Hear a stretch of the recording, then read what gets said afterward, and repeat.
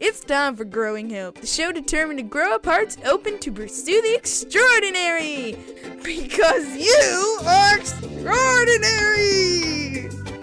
And now, live from a little cabin in the woods, nestled along Big Spring Creek, it's your host, Kathryn Lang. Hello there, and welcome to Growing Hope, where we're finding our unique ways to live our best lives, one little bit at a time. Today's little bit, it's all about building encouragement for your whole being. I am Kathryn Lang, your resident Hope Smith, dream igniter, and word warrior. I share a little bit of hope with a dash of twisted encouragement. So I'm just having fun, making friends, and finding ways to be relentlessly helpful, utilizing some wordplay, really bad dad puns, and some off quotes. You know, when you quote them just a little bit wrong, just enough to annoy the people around you. So we have been walking through this process of growing lives encouraged. We're living encouraged lives by investing in the possibility thinking, the positives, the hope, the dream growing. We started first by understanding the fundamentals of encouragement, which simply encouragement, all it is in, which is putting in courage, putting in courage to the hearts and minds of ourselves and the people around us. And then we talked a little bit about the power of encouragement and how encouragement can quite literally change the world. Because encouragement is essential to living your best life. So we're going to continue this process of building encouragement by talking about how encouragement needs to affect the whole being. If you've missed any of the episodes, you can always catch up over at growinghoperadio.com. And please comment on the shows, like the shows, share the shows. We all need a little more encouragement in our lives. Now, we need encouragement. We need encouragement not only that pushes us to this next level, but we need encouragement that's going to cover our whole selves. We need to be balanced in order to live our best lives. We often think about encouragement as a positive, a kind word, a positive word, a smile, a note in the mail, that kind of thing. And it is important to have that type of encouragement in your lives. But encouragement has to go beyond that. We often forget the need of the body. We think of the heart and the mind, but we don't ever consider the body. We think about encouragement in the action moments, like a coach cheering on the athlete or a friend coming alongside you and helping you with the last bits of that task, like moving. That's really encouraging when somebody comes and helps you move. But we forget the importance of the power that comes from encouragement in rest. Encouragement for the whole being allows for balance. And balance is necessary if you're going to live bold and purposeful lives. Balance is necessary if you're going to stand. I mean, try spinning in circles over and over again and then stand in place and see how well that goes. If you're going to move past just surviving to that point of thriving that we're called to live, then you're going to need balance. And balance takes whole being encouragement. Shortly after launching the whiteboard of world domination, I realized I had a lot of targets. I mean, I was aiming everywhere. Something had to stick, right? It was hard for me to break down my big dream goals into daily tasks because there were so many. And I felt like if I didn't invest every day in each of those goals, then I was failing. I needed to hone my focus. And so I reviewed the list, and as I went over it, I realized when I grouped them together, there really were only 4 areas that I was targeting. So the first was my aspiration, my work and purpose big dreams. The second was stewardship, the care of the stuff and the resources. The third was transformation. That would be my mind and my body. And the fourth was fellowship, the relationships and the connections that I was making. I kind of shifted the whiteboard of world domination to focus on each of these 4 areas. And then I utilized the focus folder to break each of the areas down into little bits for each day. And I discovered that I was developing balance in my life. Instead of focusing all of my attention on business, I didn't feel guilty giving time to family or to friends. And the more balanced I became, the easier it was to find encouragement and the encouragement specifically necessary to keep moving towards my big dream goals. When it comes to living encouraged lives, we need the balance to be bold. And the balance comes from focusing on our whole being. So the first thing is encouragement for the heart. That's the spirit, the boldness, if you will, and the willingness that's necessary to try. The second is encouragement for the mind, and that's your intellect, your learning, your thought monitor. The third thing is your body, because we rarely think about encouraging for the body, but that's your wellness, your strength, your agility, your flexibility, and the health factor. And the fourth thing is encouragement in action, the focus of intentional movement for what needs to be done. And the fifth is encouragement in resting. It's embracing the still moments, the harnessing the quiet, and making space for both of those to occur. A life outside of encouragement looks like a damp, dark day. It may not be hopeless right now, but without encouragement, hopelessness is not far away. And once you fall prey to hopelessness, doing anything, even just surviving, becomes a challenge. Hope grows up through encouragement, and it grows encouragement. And encouraging the heart sets a firm foundation for hope to grow and encouragement to spread. So remember, the first thing is we're going to encourage the heart. The heart is the center of the being. It's the spirit, the life force. We usually think about the heart as the physical source of life to the body, but it's much more than that. It holds the feelings, the emotions, the will. It's the center of who you are and what you're doing. It's the guiding light. When encouragement is withheld from the heart, the light fades every time. And without a guiding light, you can't be sure which way you're going. I attended a writer's conference. I've attended writer's conferences since I started writing professionally, and I always come away encouraged.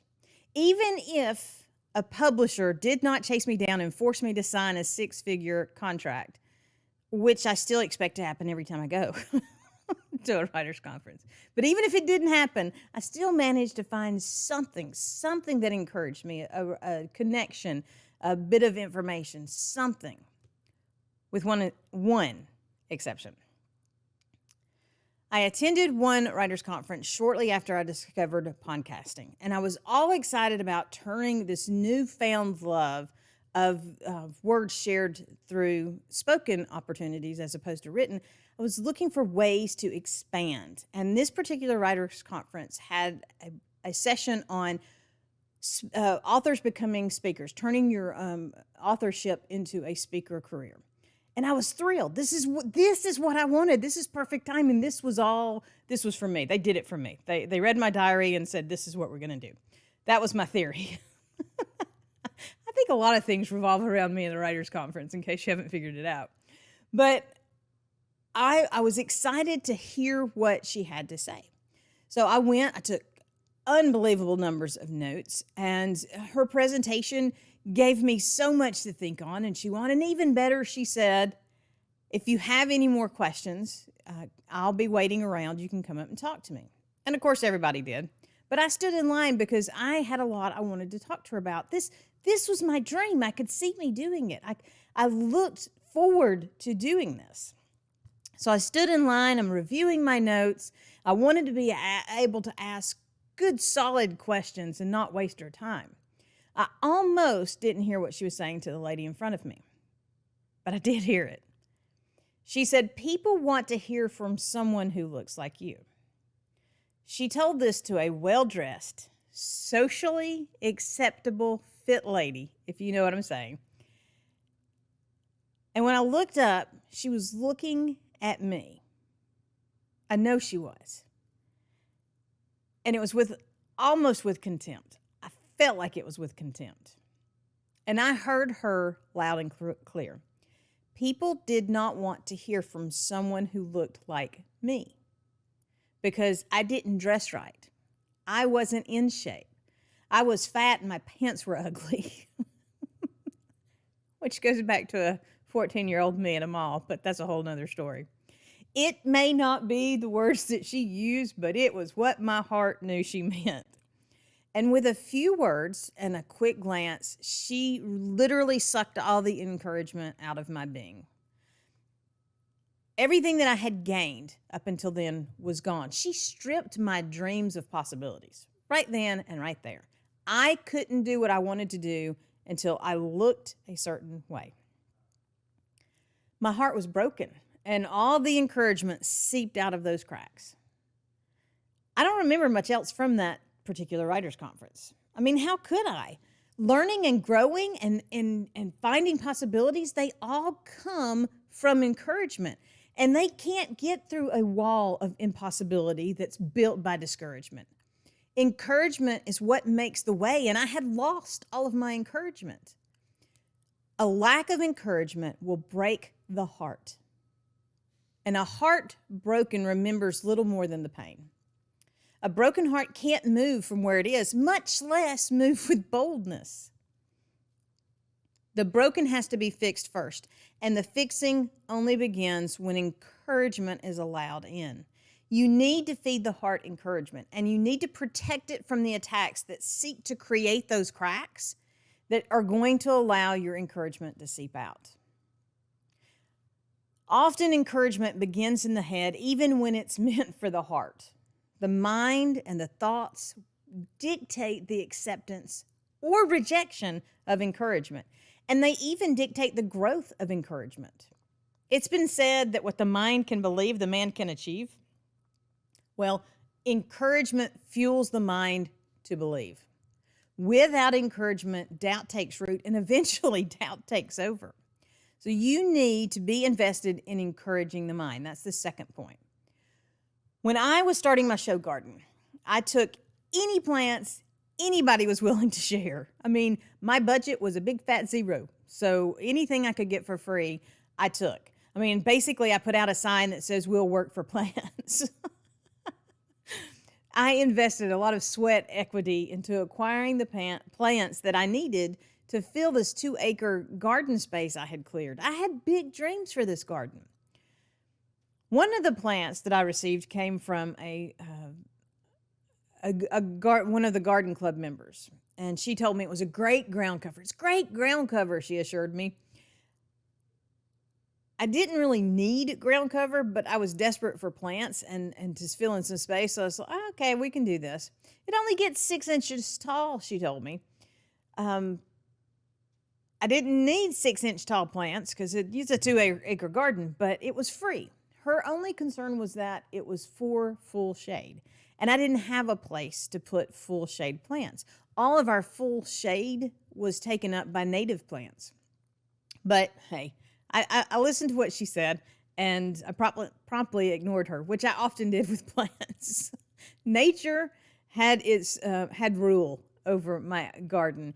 I would put plants in the bed and wish them luck, and if they survived, they got to stay, and if they didn't, oh well, especially when it was traded plants.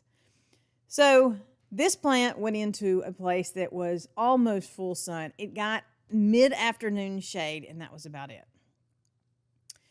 Apparently, it did not read the gardening books or listen to my friend as she was explaining its requirements. It ignored its growth potential, and it definitely ignored its size. Once it took root, it literally took over. It spread like fire ants through a field, which is a whole nother story too. But new growth just kept popping up. It just kept popping up everywhere. It popped up in other beds. It popped up in the grass. It popped up where it never had been considered being planted before. And it wasn't a 6-inch ground cover, not in my garden. It was a 6-foot menace, and we couldn't get rid of it. I paid my sons and their friends almost yearly to go and dig up this stupid plant, and it kept coming back. For 2 decades, I fought this plant. The mind is way more fertile than any garden. And the negatives are way more invasive than any plant that I ever planted in my beds. The things we sow in our mind and the seeds that we scatter in there, they're going to take root. And when it's negative stuff that we're being fed or that's being sown in there, it can take decades to get rid of them if they ever go away. Encouragement can help root out the mind weeds, and it's assisted by trust. But the way to avoid getting invaded in the first place is to invest in those encouragement moments. Feed your mind with encouragement that is specific for your unique design. Hang out with others who believe you can. Hang out with others who believe they can, and they have, and they want to see others succeed. Spend time listening to music that inspires or emboldens you. Read words like books and blogs and magazines that are overflowing with encouragement and possibility and hope. You can never have too much hope. Feeding the mind encouragement sets the stage for bold and purposeful living. Where the mind leads, the man will follow. But if we don't encourage the body, we won't be in a position, quite literally, we can't get in the position to pursue the encouraged mind. So the third thing is to encourage the body. The body determines the amount of action that we can take because we have physical limits in what we can do. If you're too tired or too out of shape or too sore from trying to get in shape or too unprepared for what lies ahead, then you will end up too little for what you want to do.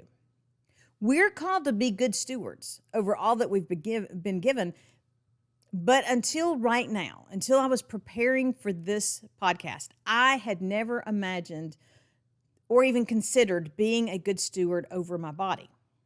Now, I had read about my body as the temple and all that, and I knew that reference existed, but I'd never really made the connection of being a good steward over my body the way I had envisioned being a good steward over my property and the words and even my children.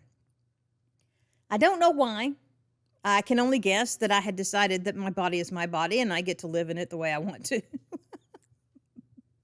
But it doesn't matter why I looked at it the way I looked at it. Now I can't look at it any other way. Now I know that I am a steward, and I don't want to be in a position in the end where I get a negative report instead of a good and faithful servant report when it comes to my body. But I'm still calling it my body. I haven't been invested in encouraging my body. Instead, I've fallen into the trap of they. They say to walk and run. They say to eat greens. They say to get 8 hours of sleep. They say a lot. And I listened. But then I thought, if we do a financial audit and we do a time audit, then why not a health audit? So I decided to think about these questions. When did I feel my most comfortable? And why? When did I feel the least comfortable? And why? What are the activities I love but no longer do? And why don't I do them? When have I felt completely rested in the last 2 weeks? And why did I feel that way? Do I currently rely on outside substances to get me going? Coffee, anyone? And finally, what soothes my body? Answering these questions honestly and thoroughly can help us understand what encourages our bodies, our unique physical being, so that we can then invest in encouragement. An encouraged body is a healthy body, a soothed body, and a contented body. And it will look very different on everyone because everybody is unique. The more I understand how the unique body is encouraged, then the more I can encourage that body. And an encouraged body will be conditioned to bring the mind's dreams to fruition. It takes action to live our big dreams. And you need encouragement for, in, and through the action moments. So the fourth thing is to be encouraged in action. Encouragement in action drives us farther than we can go on our own. It's almost as if the encourager pours their energy into our hearts.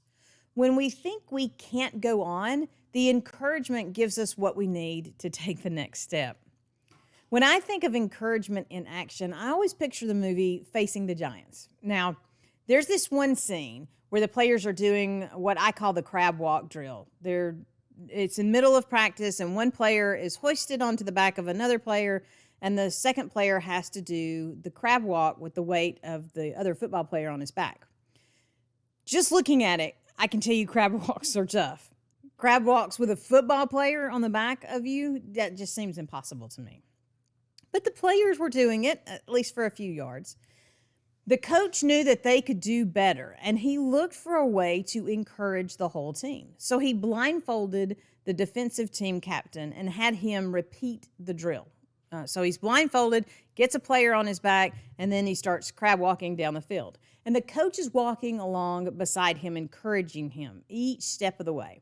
And then the team joins in to encourage him each step of the way. And even the player on the back is encouraging him. And he's listening to that encouragement, and he's being pushed by that encouragement. And he's no longer hindered by the limitations of his personal vision. He ended up going the full distance of the field instead of just a few yards. He went farther with their encouragement than he could have gone on his own. If you've never seen Facing the Giants, I highly recommend it, if only for this one scene, because it reminds us that we are so capable of more than we could ever imagine on our own. And it's the encouragement in action that dares us to take it to the next level. But for all the action that gets us there, the down times are what make the actions possible. We have to be encouraged in our rest, so we are empowered in our action. The fifth thing is that we need to be encouraged in our rest. I woke up the other morning with a piercing pain shooting through the back of my shoulder. For the life of me, I couldn't figure out what I had done, but I realized quickly that I couldn't do anything without igniting that shooting pain back through my body. My husband really stepped up. He took care of me. He made a place for me to sit and relax. He set up a heating pad. He even made sure that I had easy-to-eat meals that wouldn't require moving that shoulder, and he had drinks there for me throughout the day. He encouraged me in my rest. Too often, we're pushed to push through the pain. We're told to keep going even when it hurts. We're challenged to pull ourselves up by our bootstrings. And how did that saying ever get started? I mean, seriously, have you ever tried to pull anything up by your bootstrings? But pushing through the pain is just one more way to demand that you keep going even when you know you need a break. We have to be willing to listen to our bodies and listen to our unique selves so that we know when we need the rest. And then we have to be willing to take the rest. We need rest. We need quiet time. We need the still moments. You have to find ways to be encouraged in your rest and to make space for that rest.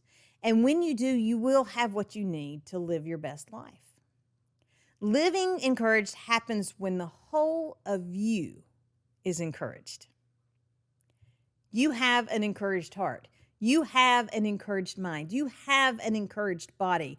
You are encouraged in your actions, and you are encouraged in your rest. When we're fortified in this whole being encouragement, then we become unstoppable. Thank you so much for joining me for today's Growing Hope. Be sure to stop in over at Twitter for the weekly Twitter chat. It's on Wednesday, 12 p.m. Central. Follow the hashtag Growing Hope. We're going to be chatting more about encouragement for the whole body, and we will be facing challenges for each of the points. If you want to learn more about the Focus Folder System, you just head over to focusfoldersystem.com. And if you're ready to build your whiteboard of world domination, the only thing stopping you is you. Join me at whiteboardofworlddomination.com. You can also find at the Focus Folder System, you can find the time audit that I talked about. And I'll be working on developing a free health audit as well. It is important for us to, in our encouragement, to look at where we are, look at what we're doing, and so that we can stay encouraged for where we're going. I would love to take some time and come visit with you, visit with your group. Just message me through one of the contact forms on the website, or you can email me at kathrynlang@kathrynlang.com. And as always, please feel free to reach out to me on social media or directly through the website, kathrynlang.com. Until next time, remember, be blessed and be a blessing. Thank you for joining us for Growing Hope with Kathryn Lang, where we are sharing hope, encouragement, and inspiration to do more. Visit www.kathrynlang.com to invite Kathryn to be part of your event or to share your own stories of possibility living. Until next time, remember that a seed of hope planted and nurtured will grow up into a world of possibilities.